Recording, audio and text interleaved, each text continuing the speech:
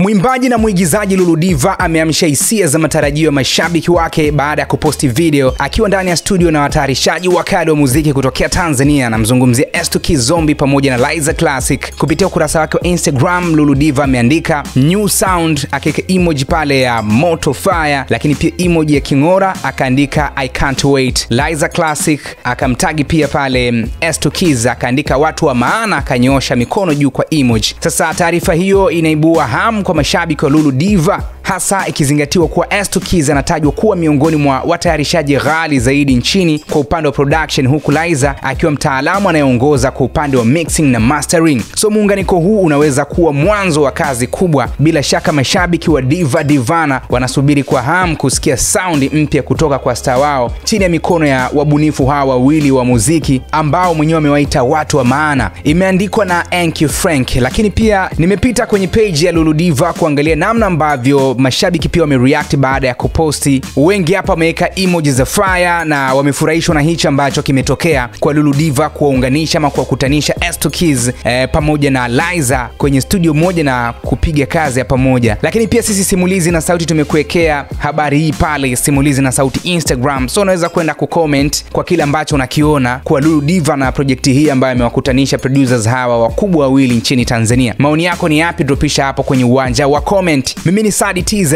hii ni Simulizi na Sauti. Ni check Instagram kwa jina la Sadi TZ_official.